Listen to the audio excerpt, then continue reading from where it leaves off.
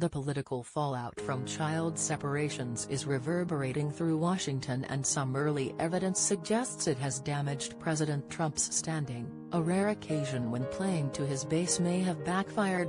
Whether the furor will affect the GOP's performance in November's midterm elections is a very different question. According to experts, Gallup's weekly polling results showed Trump's net approval rating having fallen in the past week by about 9 percentage points.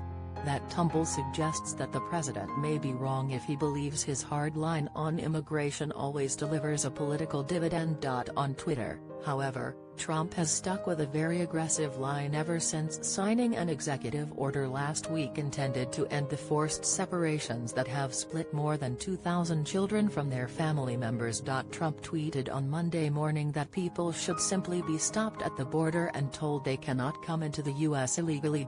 He has said more than once that he does not consider more judges to be a solution to the problem, implying that he believes people attempting to cross the border have no right to due process.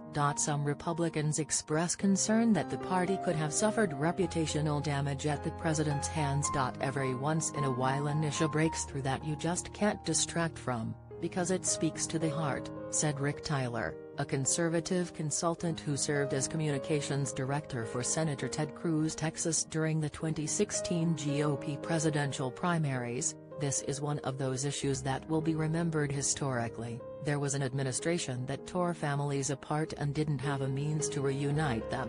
That is shameful. But Tyler also acknowledged that it could take a while for that historical perspective to develop.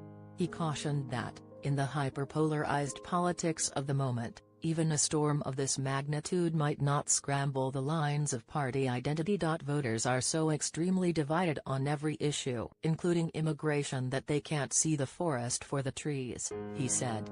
They have picked a team, and whatever the team decides, they are for. It's over time that they will recognize the moral judgments they made were right or wrong. For the moment, however, the team battle lines may hold. About 90% of Republican voters currently approve of Trump's performance, according to the most recent polling.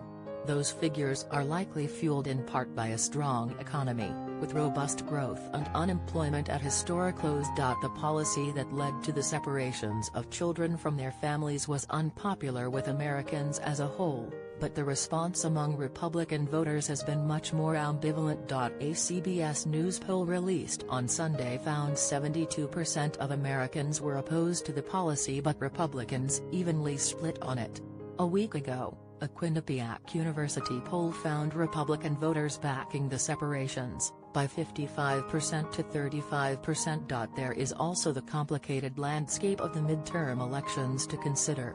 Democrats will be hoping to maximize their gains in the House by winning suburban districts where a significant number of independent-minded and centrist voters still proliferate.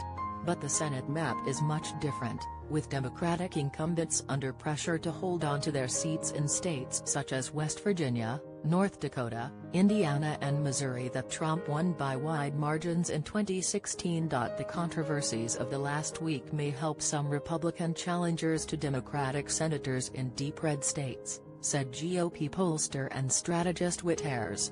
But it makes the task of Republican incumbents representing suburban and more diverse districts more challenging. Cam Savage, a Republican consultant who has worked on numerous races in his native Indiana, cautioned that the controversy, as all-consuming as it seems right now, is happening months before the midterms, with an endless churn of other big stories doubtless still to come.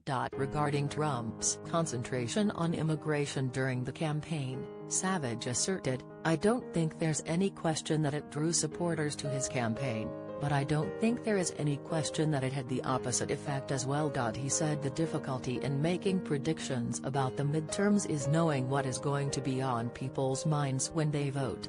"I certainly don't think it was immigration on people's minds in October 2016, in the final weeks of the campaign. But other Republicans worry about what happens further down the line." Ayers, who has argued for years that the GOP needs to appeal to an increasingly diverse electorate, was among those anxious that Trump's overall approach, From the campaign trail chants of build the wall to the current zero-tolerance controversy, could exact a serious political price. Nothing has repealed the demographic changes that are relentlessly occurring in the county, he said.